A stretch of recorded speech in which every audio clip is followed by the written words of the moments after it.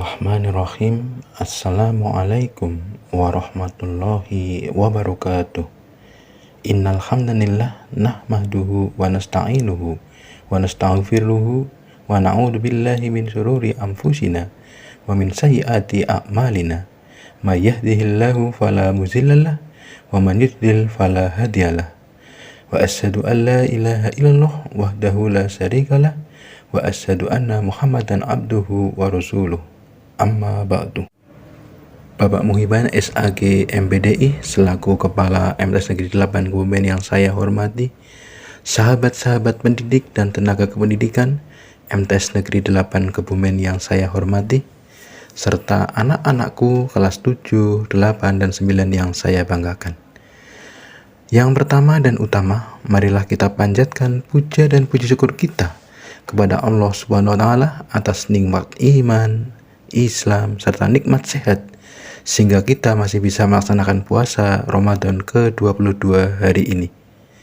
Yang kedua, sholawat dan salam semoga tercurah kepada junjungan kita Nabi Agung Muhammad SAW yang kita nantikan syafaatnya besok di yaumil qiyamah. Allahumma amin. Bulan Ramadan tinggal beberapa hari lagi.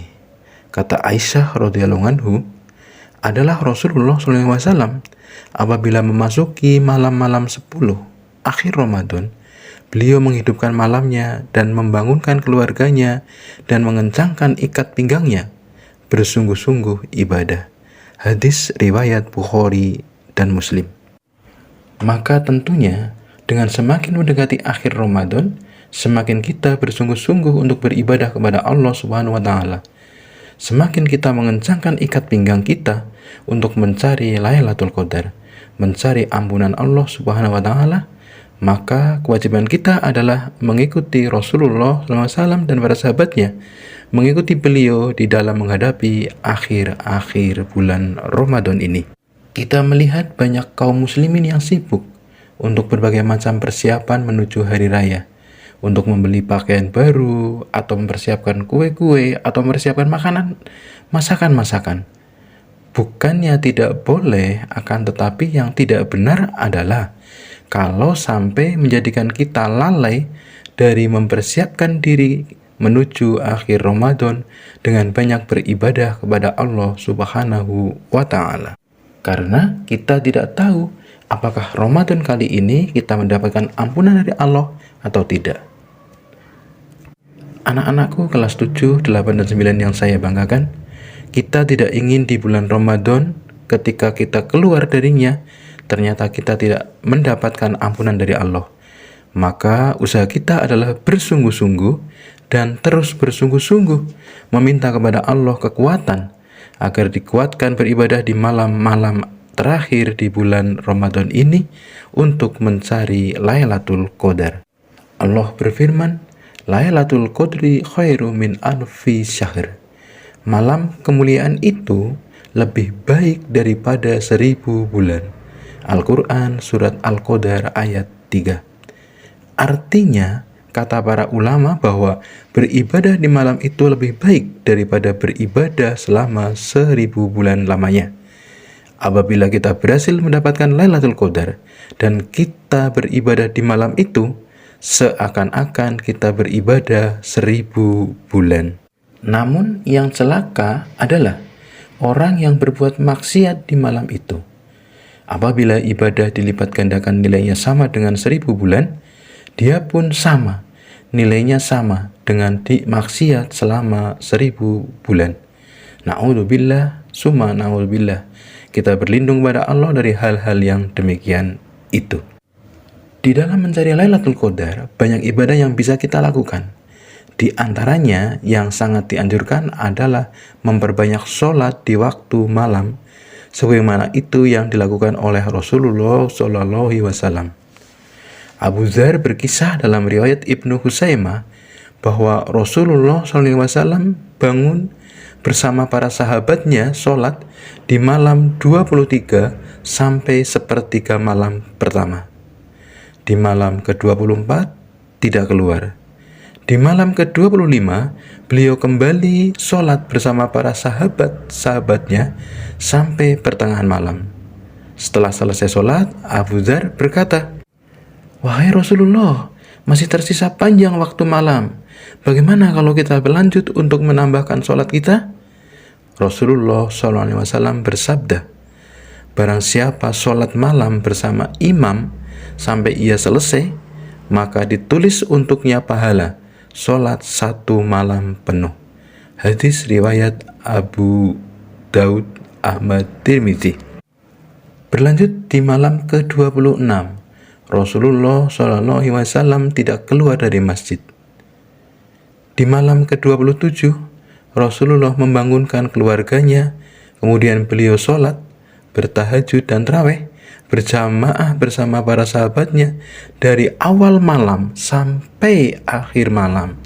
Sampai-sampai kata Abu Dzar berkata, "Sampai-sampai kami khawatir tidak mendapatkan sahur saking panjangnya sholat Rasulullah SAW." Ternyata Rasulullah SAW mencari Lailatul Qadar dengan cara menghabiskan malam untuk sholat. Tetapi kita bisa melakukan ibadah yang lain selain sholat.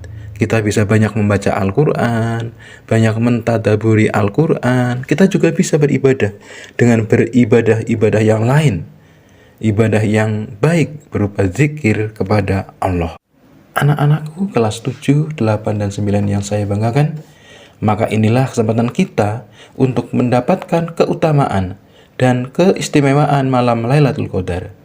Karena kita tidak tahu apakah Ramadan akan datang kita masih hidup atau tidak. Anggap saja ini Ramadan terakhir kita. Kita berdoa semoga Allah Subhanahu wa taala memberikan kepada kita kekuatan untuk meneruskan beribadah dan menggunakan malam-malam tersisa ini untuk beribadah. Semoga kemudian kita pun mendapat Lailatul Qadar yang disebutkan oleh Allah sebagai malam yang turun padanya para malaikat.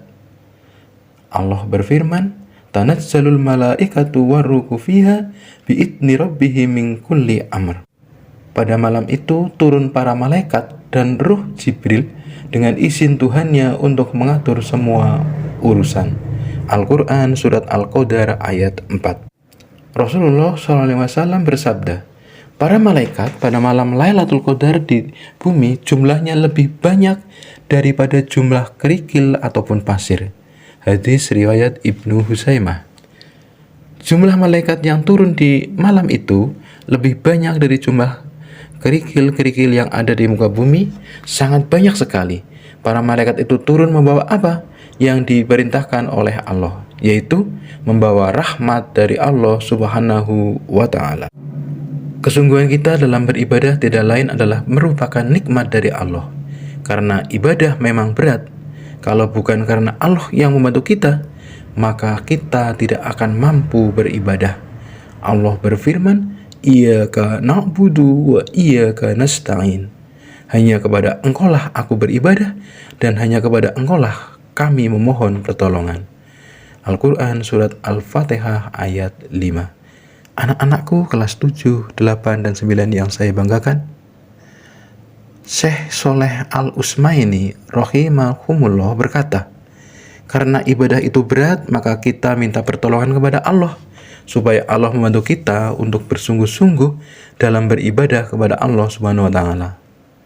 Kalau kita melihat sejarah sahabat, tabi'in dan tabi'in, mereka melewati malam-malam di malam terakhir itu dengan sholat dan ibadah, dan mereka menghidupkan malam-malam mereka seluruhnya ibadah, sholat, zikir, berdoa.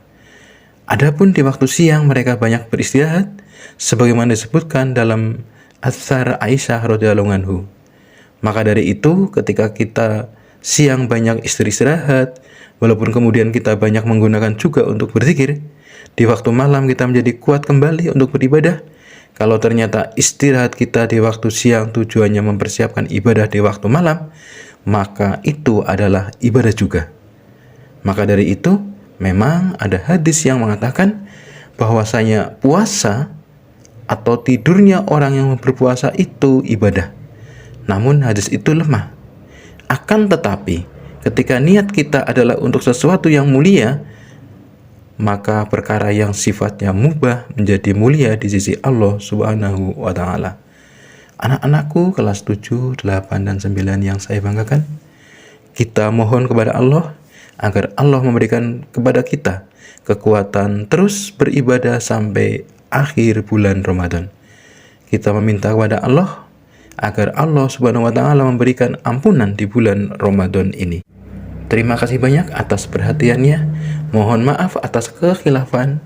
Semoga Allah memberi kita kekuatan untuk selalu istiqomah berada di jalannya. Semoga bisa bermanfaat dan membawa berkah bagi kita semua. Akhirul kalam, ihdinas siratal mustaqim. Wassalamualaikum warahmatullahi wabarakatuh.